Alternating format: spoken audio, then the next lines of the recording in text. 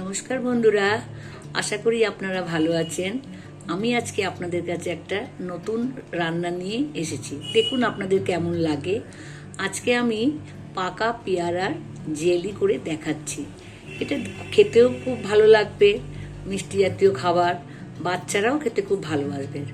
পেয়ারা কতগুলো পাকা পেয়ারা এনে প্রথমে কেটে নেব টুকরো টুকরো করে। তারপর দেখে নিতে হবে ভালো করে, দানা সমেতই কাটবো কেটে। তারপর এটাকে আমরা জলে একটু ধুয়ে, ভালো করে ধুয়ে সেদ্ধ করে দিতে হবে। পাকা পেয়ারা স্বাস্থ্যের পক্ষে খুবই উপকারী। শরীরে ক্যালসিয়াম, ভিটামিন যেগুলো আমাদের লাগে সেগুলো সবই আছে এর মধ্যে। তারপর এগুলোকে প্রেসার কুকারে একটা সিটি বাজিয়ে, জলে দিয়ে একটা সিটি বাজিয়ে নামিয়ে রাখতে হবে। তাতে পেয়ারাটা নরমও হয়ে যাবে, আপনার সুবিধেও হবে। তাতে হাতে চটকালাম, দেখলাম তাতে অনেক টাইম লাগছে, যার জন্য আমি গ্রাইন্ডারে একটু ঘুরিয়ে পেস্ট করে নিলাম। সেটা তারপর ছাঁকনির সাহায্যে ছেঁকে নিলাম।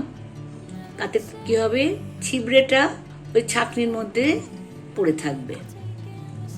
আমি এটা ওই পরিষ্কার পরিচ্ছন্ন করছিলাম বলে বৌমাকে দিলাম, বললাম তুমি এটা একটু ভালো করে ছেঁকে নাও।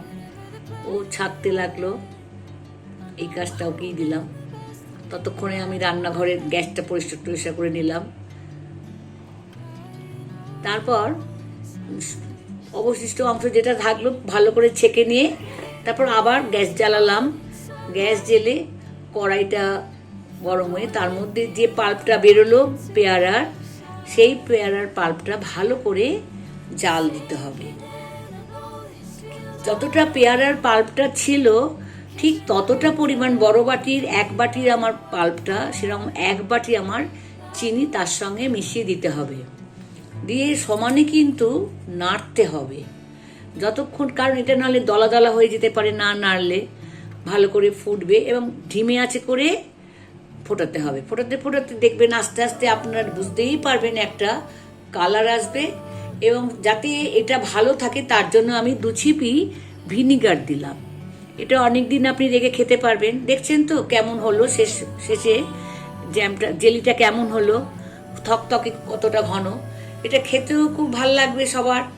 আপনি যেভাবে খাবেন, আমাদের তো সবই রুটি দিয়ে, পাউরুটি, বিস্কিটের মধ্যে দিয়ে খাই, দেখছেন। তারপরে আপনারা একটা ভালো বটলে এটা ভরে রাখবেন, জ্যামের শিশি বা জেলির শিশিতে ভরে রাখবেন। ভরে রেখে ফ্রিজে রেখে দেবেন। তারপর সময় মতো যেরকম সময় পাবেন, যেরকমভাবে খাবার খাবেন।